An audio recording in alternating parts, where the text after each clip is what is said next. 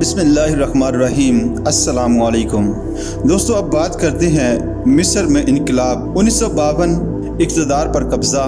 مصر میں خفیہ فوجی تنظیم کیسے قائم کی گئی اور اس نے ملکی معاملات میں کیا کردار ادا کیا؟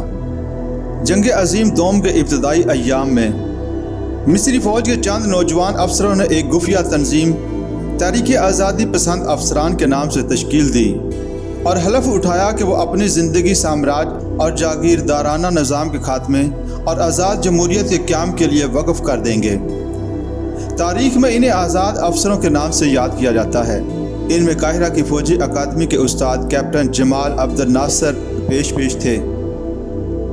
اخوان کے ساتھ ان کے گہرے مراسم تھے۔ انہی دنوں انگریزوں اور شاہ سے عوام کی نفرت دن بدن بڑھ رہی تھی۔ جنگ فلسطین کے دوران فوج کو ناقص اسلحہ دیا گیا، جس کی وجہ سے اس ذلت کا سامنا کرنا پڑا۔ اس واقعہ سے فوج اور دربار میں اختلافات کی خلیج اور گہری ہو گئی۔ آخرکار 23 جولائی 1952 کو آزاد افسروں نے جنرل محمد نجیب کی قیادت میں شاہ فاروق کی حکومت کا تختہ الٹنے میں کامیابی حاصل کی۔ دستور معطل کر دیا گیا اور شاہ کو اپنے 4 ماہ کے بیٹے فواد کے حق میں دستبردار ہونا پڑا۔ یہ محض ایک مجرد فوجی شورش نہیں، بلکہ یہ اقدام عوام کی خواہش کے عین مطابق تھا، جس کی انہوں نے پرزور تائید کی۔ انقلاب کے فوراً بعد ایک انقلابی کونسل قائم کی گئی، جس کی صدارت جنرل نجیب کے سپرد تھی۔ وزیر اعظم کا منصب بھی ان کے پاس تھا۔ جمال عبد الناصر نائب صدر تھا اور نائب وزیر اعظم بھی۔ انقلابی کونسل نے سب سے پہلے ملوکیت، کمیونزم اور جاگیردارانہ نظام پر ضرب لگانے کا فیصلہ کیا۔ اگست میں مزدوروں نے ایک کارخانہ اپنی تحویل میں لے لیا۔ اس پر انقلابی کونسل نے فوری کارروائی کی اور اس تحریک کو سختی سے دبایا۔ 200 مزدور گرفتار کر لیے گئے، جن میں سے 2 اہم لیڈر پھانسی پر لٹکا دیے گئے۔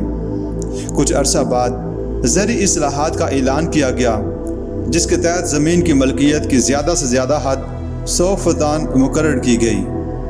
ایک فدان 10.38 ایکڑ کے برابر ہوتا ہے۔ اس اقدام سے اگرچہ صرف 10% زیر کاشت رقبہ کی ملکیت متاثر ہوئی، اس سے چند بڑے جاگیرداروں کے سیاسی اثر و رسوخ پر چوٹ پڑی۔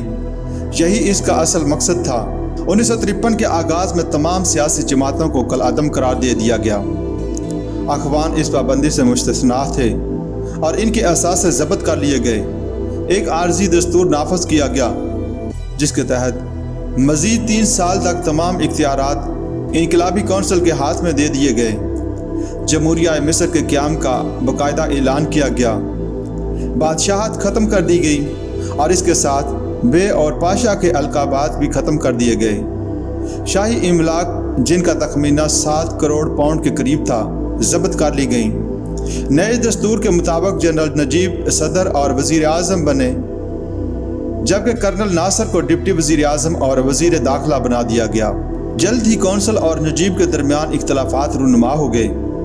انقلابی کونسل بالخصوص جمال عبد الناصر کا رجحان آمریت کی طرف تھا اور وہ زیادہ دیر تک نجیب جیسے اعتدال پسند کو برداشت نہیں کر سکتے تھے۔ انہوں نے صدر کی مرضی کے خلاف سیاسی جماعتوں پر پابندی لگائی تھی۔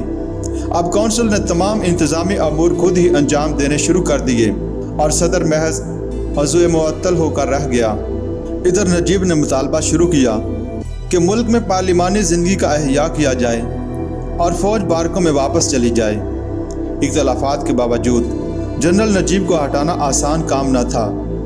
وہ عوام اور فوج میں مقبول تھے اور اخوان ان کی پشت پر تھے۔ جب انہوں نے بددل ہو کر استعفیٰ پیش کیا تو اسے قبول نہ کیا گیا۔